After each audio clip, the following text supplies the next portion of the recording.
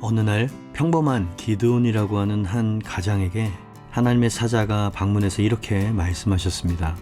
큰 용사여, 여호와께서 너와 함께 계시는도다. 사실 여호와의 사자가 방문했을 때 기드온은 미디안 군대를 두려워하고 있었고, 다른 사람에게 들키면 음식을 이웃에게 나눠줘야 했기 때문에 몰래 숨어서 밀을 타작하고 있었습니다. 아마 이 상황에서 기드온은 자신을 큰 용사라는 천사의 말을 온전히 믿거나 받아들이기 어려웠을 것입니다. 상황적으로는 기드온의 시각이 옳아 보였지만 결론적으로는 하나님의 시각이 옳았음을 봅니다. 왜냐하면 기드온은 정말 32만 미디안 군대를 300명으로 대파시킨 큰 용사가 되었기 때문입니다. 하나님은 현재 모습이 아니라 장차 되어질 모습을 먼저 미리 내다보시며 기드온을 부르셨던 것입니다. 상황이 어떻든 현재의 나의 모습이 어떠하든 하나님은 나보다 나를 더 잘 아시는 하나님이시고, 하나님은 우리의 현재의 모습이 아니라 장차 내가 되어질 미래의 모습을 보실 수 있는 눈을 가지셨습니다. 이것이 하나님의 눈이며 하나님이 우리를 바라보시는 방식입니다. 오늘 본문에서 솔로몬 왕이 술람미 여인에게 겨우 한 절 말씀임에도 불구하고 너는 어여쁘고도 어여쁘다, 2번씩이나 반복해서 이 여인의 아름다움을 표현하고 있습니다. 이 말 또한 현재의 술람미 여인의 모습이 정말로 어여쁘고 어여뻐서 하신 말씀이 아닙니다. 물론 이 여인의 마음 안에는 비록 작은 씨앗처럼 작긴 하지만 주님을 향한 순수한 사랑과 열정이 현재 있는 것은 사실입니다. 그러나 술람미 여인은 여전히 미숙하고 영적으로 부족하기 이를 데 없었습니다. 그럼에도 불구하고 주님이 이렇게 말씀하신 것은 지금은 비록 여전히 부족하고 미숙하지만 예수님의 크신 사랑과 능력으로 말미암아 이 여인은 결국 어여쁘고도 어여쁜 주님의 신부, 주님의 교회가 될 것이고 되게 하실 것이기 때문에 예수님은 어여쁘고도 어여쁘다 라고 미리 말씀해 주셨던 것이지요. 그런 측면에서 비록 거무나 아름다우니 또는 내 사랑 너는 어여쁘고도 어여쁘다 라고 하는 표현들은 아직 도달하지는 않았지만 예수님의 눈에 비친 술람미 여인의 미래의 모습을 묘사한 예언적 선포라 말할 수 있습니다. 이렇게 현재 술람미 여인의 마음속에 겨자씨 한 알 만한 작지만 아름다운 성품과 선한 동기를 보시면서 하나님은 미래에 되어질 술람미 여인의 성숙된 모습을 미리 내다보시며 너는 결국 이렇게 될 거야 확언해 주셨던 것입니다. 주님은 이 여인 안에 존재하는, 하지만 이 여인조차 보지 못했던 8가지의 작지만 좋은 성품의 씨앗을 내다보고 계셨던 것입니다. 그리고 그것들을 잘 키우셔서 결국 그 작은 8가지의 씨앗이 커다란 8개의 나무가 되어졌을 때를 바라보시며 그것을 미리 선포하시고 확언해 주시고 계신 것입니다.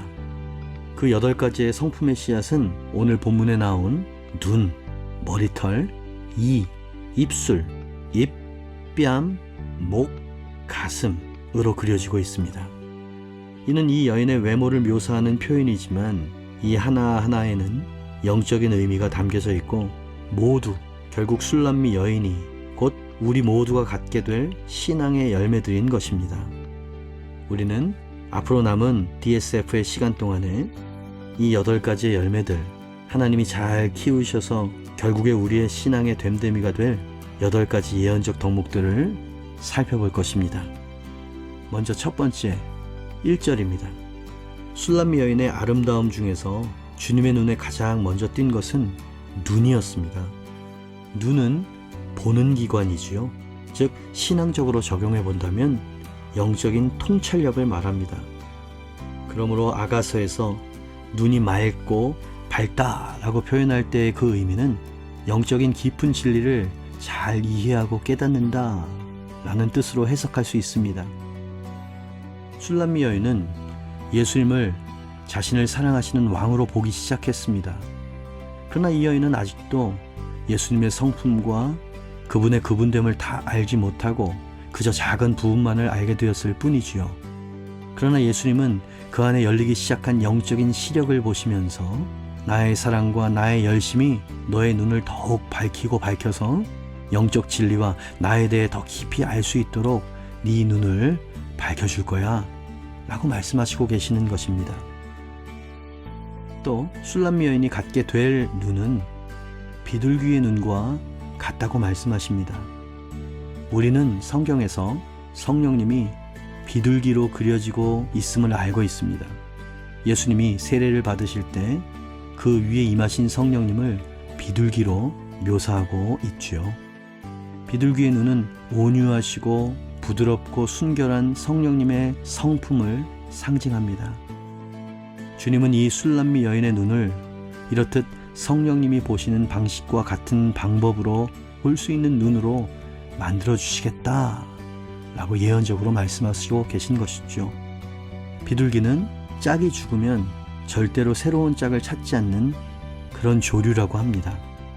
그리고 비둘기는 두 사물에 초점을 둘 수 없는 새여서 오직 한 대상만을 바라볼 수 있는 눈을 가진 새라고도 하지요. 즉 오직 한 대상에게만 사랑과 충성을 다하는 새, 그것이 바로 비둘기라는 말입니다.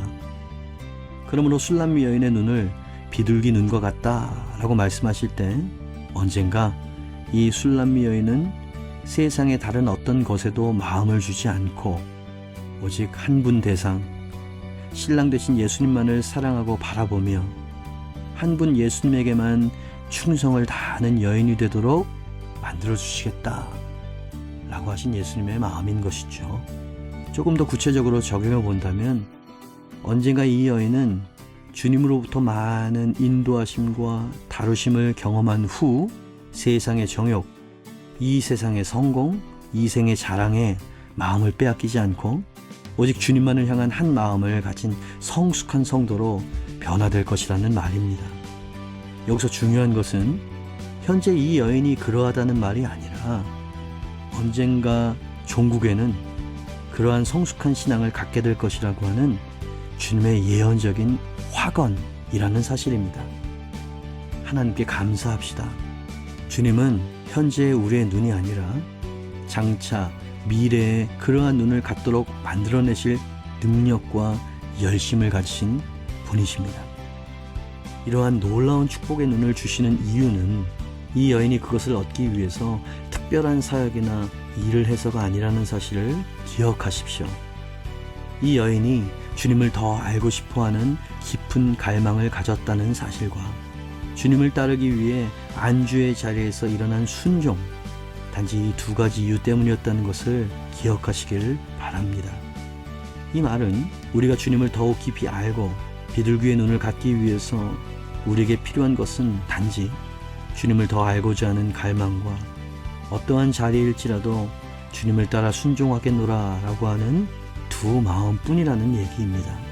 주님 눈에는 당신이 두 번씩이나 반복해야 할 만큼 어여쁘고도 어여쁜 존재입니다.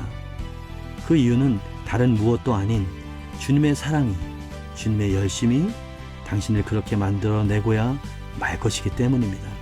그러니 나는 자격이 없다느니, 나는 너무 세속적이고 검다느니 하는 절망과 포기를 하지 말라는 말입니다. 부디 이 두 고귀한 마음을 품어 비둘기의 아름다운 눈을 얻을 수 있는 여러분이 되시기를 축원합니다. 같이 한번 기도할까요? 나를 장차 되어질 모습으로 바라봐 주시는 주님 감사합니다. 나를 바라봐 주시는 예수님의 눈이야말로 비둘기를 닮은 아름다운 눈이심을 고백합니다. 종교의 베일에 가려져 앞을 볼 수 없었던 제 눈에 할례를 베푸사 주님의 사랑과 아름다우심 그리고 당신의 능력을 볼 수 있도록 제 눈을 열어주셔서 감사합니다. 현재의 미숙한 저의 모습 속에서 장차 성숙한 신부를 미리 내다봐 주시는 예수님의 신뢰에도 감사를 드립니다. 저의 눈을 비둘기의 눈으로 바라봐 주시고 변화시켜 내리라 선포해 주시는 주님의 사랑과 능력을 찬양합니다. 두 존재를 사랑할 수 없는 비둘기처럼 예수님만을 사랑하고 예수님께만 충성을 다하는 주님의 비둘기가 되게 하옵소서. 예수님의 이름으로 기도합니다. 아멘.